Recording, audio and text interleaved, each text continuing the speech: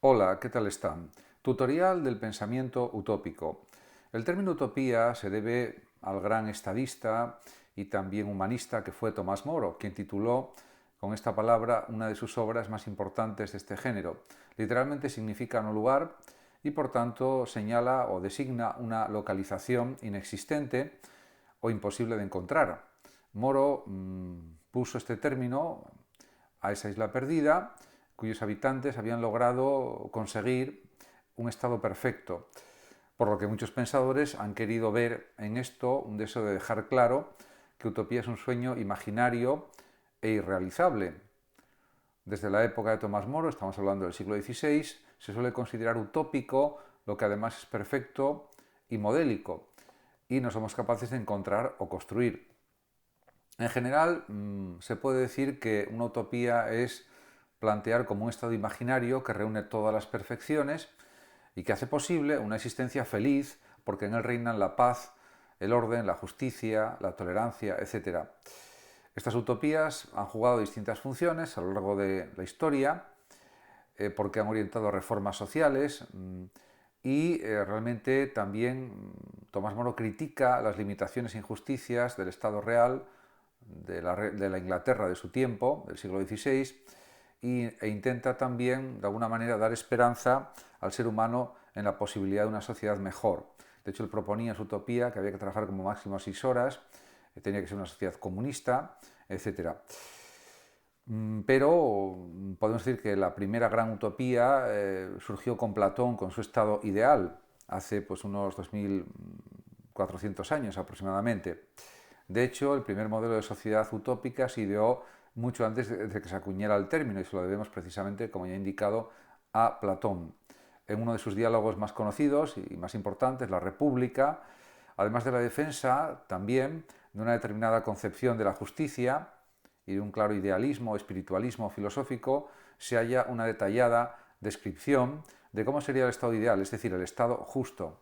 Según Platón, la república o el estado perfecto estaría formado por tres clases sociales: los gobernantes o reyes filósofos, los guardias y los productores. Es una concepción del Estado muy jerárquica, más bien autoritaria, claramente aristocrática, no democrática, y cada una de estas clases tendría en la República una función, unos derechos y unos deberes muy claros.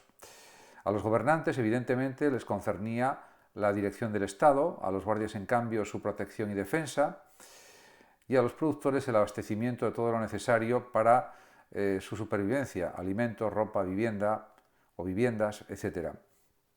Los individuos, tanto hombres como mujeres, pertenecerían a una u otra de estas clases, no por nacimiento, sino por capacidad, según la cual la aptitud fundamental de cada uno, sabiduría gobernantes, coraje guardias o apetencia productores, sería educado para desempeñar perfectamente y eficientemente las funciones de su grupo. Y es que para Platón la buena marcha del Estado depende de que cada clase cumpla efectivamente con su cometido.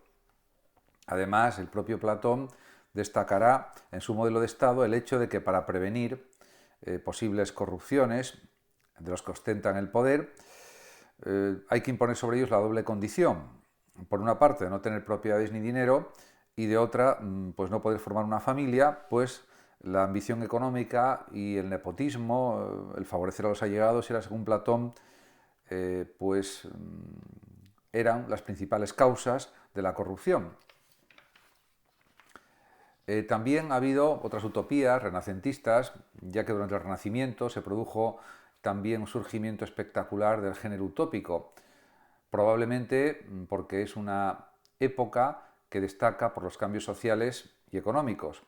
De todas formas, estas transformaciones no fueron, podemos decir, igual de positivas para todos, ya que ocasionaron enormes desigualdades entre unos miembros y otros de la sociedad.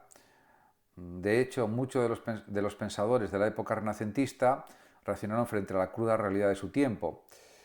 En este sentido, pues ya he comentado lo del libro Utopía de Tomás Moro, y realmente en la primera parte de este libro se observa una aguda crítica a la sociedad de la época, y la segunda parte es probablemente la descripción de esa isla localizada en ningún lugar en la que sus habitantes han logrado construir una comunidad justa y feliz. Básicamente, para Tomás Moro, el secreto de utopía se debe a una organización política fundada en la racionalidad, fundada racionalmente, en la que destaca especialmente la abolición de la propiedad privada, fuente de muchas injusticias, desigualdades, etc. De hecho, está considerada por Tomás Moro como la causa de todos los males e injusticias sociales, algo con lo que estoy realmente de acuerdo. Por otra parte, la ausencia de propiedad privada comporta además que prevalezca el interés común frente a la ambición y el interés personal que rige en las sociedades reales. En utopía, además, impera una estricta organización de poder o jerárquica de puestos y funciones, a los que se accede, como en la República platónica, por capacidad y méritos. Sería una especie de meritocracia.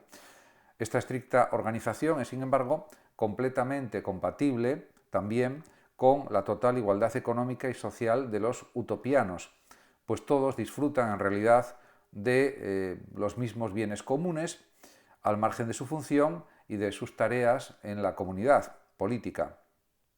También pertenece al Renacimiento pues la obra La ciudad del sol del religioso italiano Tommaso Campanella, que murió en 1639, en la que propone su ciudad ideal.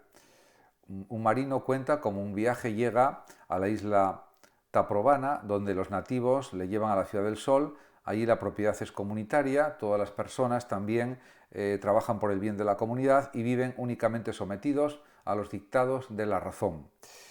Por otra parte, también hay que destacar el libro de Roger Bacon, que murió en 1626, La Nueva Atlántida, que es la tercera gran utopía renacentista.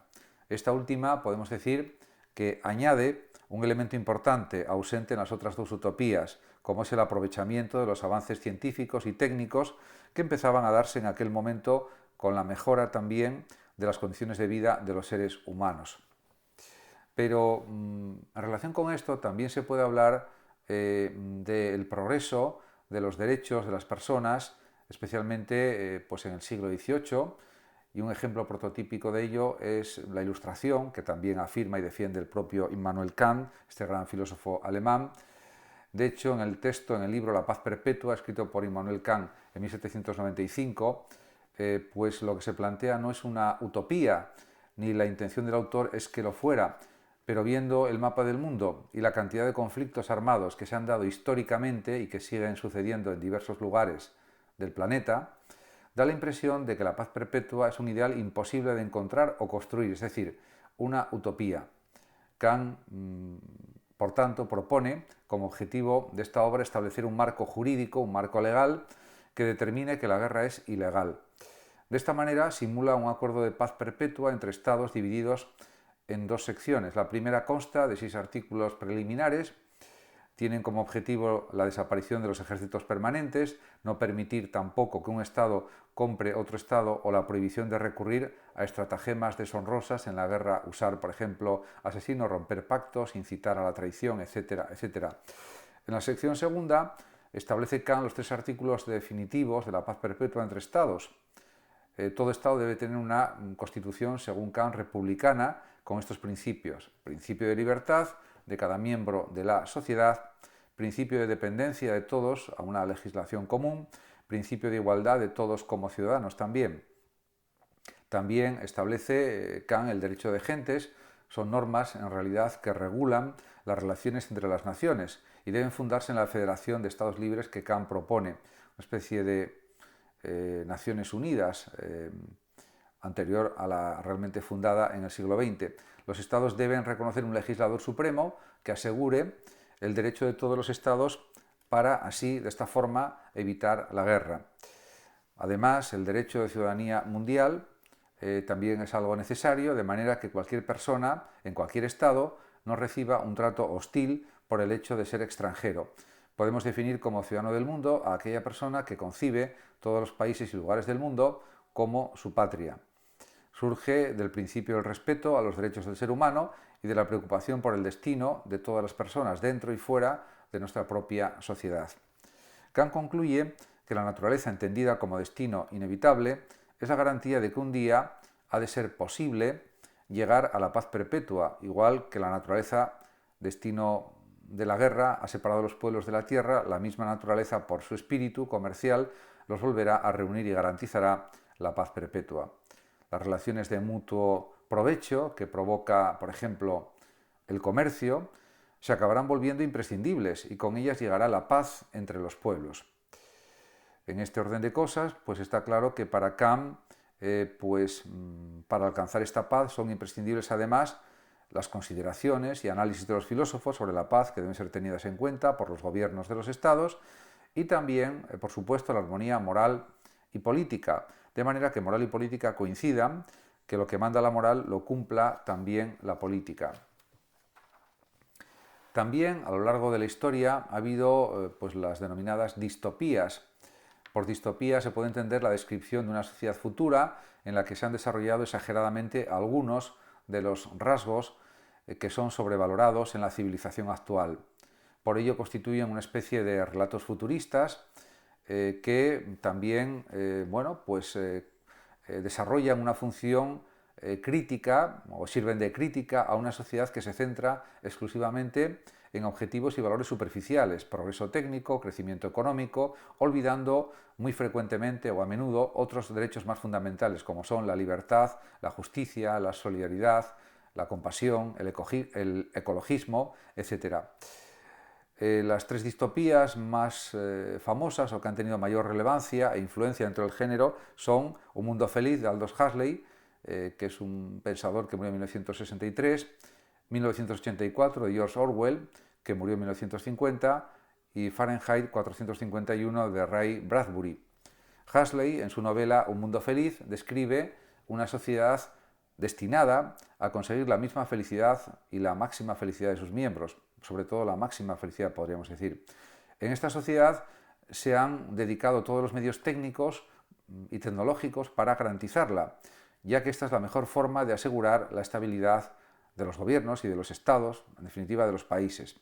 Y a su juicio, al juicio de Huxley, la manera más eficaz de que las personas se sometan al Estado, a los gobiernos, es moldear individuos que deseen hacer lo que deben hacer, es decir, que haciéndolo sean felices. Esto es posible, según Huxley, en un mundo feliz mediante sofisticados adelantos tecnológicos de manipulación que comienzan ya desde antes de que uno nazca. Para conseguirlo se utiliza la ingeniería genética. A mí estos planteamientos me parecen exagerados, inadecuados y que realmente no respetan, diríamos, la ética. Por lo tanto, no estoy de acuerdo con estos planteamientos. De hecho, esta no es la felicidad propia del ser humano, la que propone Aldous Huxley, pues es una felicidad conseguida mediante la anulación de la libertad, la autonomía y la capacidad de decisión del individuo.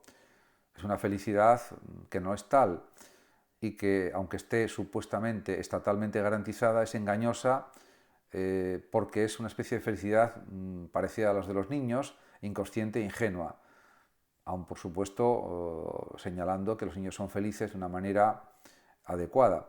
Y todo en aras de la supremacía del Estado, como se refleja en el lema que reivindican: comunidad, identidad, estabilidad, que es opuesto al lema de la Revolución Francesa, precisamente, libertad, igualdad y fraternidad, que es un lema adecuado. Por otra parte, en la obra de Orwell, titulada 1984, la distopía también se caracteriza por la preeminencia del todo del Estado por encima de los individuos. En este sentido, según Orwell, tiene que haber técnicas muy sofisticadas de control y opresión que garantizan la estabilidad del sistema. Está, por ejemplo, según Orwell, o debería estar, la policía del pensamiento, adscrita al Ministerio de la Verdad, que se dedica a eliminar cualquier signo de disensión u oposición política o de crítica. La propaganda es masivamente utilizada, difundiéndose por todos lados retratos del líder absoluto con el eslogan "El gran hermano está vigilándote". Y bueno, realmente todo esto es algo tremendo, negativo, que incumple los preceptos éticos mínimos de cualquier país civilizado. Y esta vigilancia continua, según Orwell, se hace realidad en esta distopía mediante el uso obligatorio de una televisión especial que emite programas y a la vez permite a la policía del pensamiento vigilar a los televidentes. Además, el Ministerio de la Verdad se encarga de falsear la historia, suprimiendo cualquier hecho que pueda servir como crítica al poder. Por su parte, en la obra Fahrenheit 451,